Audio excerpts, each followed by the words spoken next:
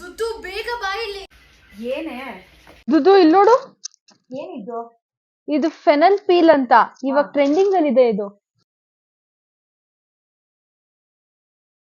ಈ ಸೊಲ್ಯೂಷನ್ ನ ನೋಡ್ತಿದ್ರೆ ಸಿಕ್ಕಾಪಟ್ಟೆ ಪೇನ್ಫುಲ್ ಹಾಗೆ ಎಕ್ಸ್ಪೆನ್ಸಿವ್ ಅಂತ ಅನ್ನಿಸ್ತದೆ ಕಣೆ. ಅದು ಅಲ್ಲದೆ ಇದರಿಂದ ಸ್ಕಿನ್ಗೆ ಟೆಂಪರರಿ ಡಿಸ್ಕಲರೇಷನ್ ಕೂಡ ಆಗುತ್ತೆ.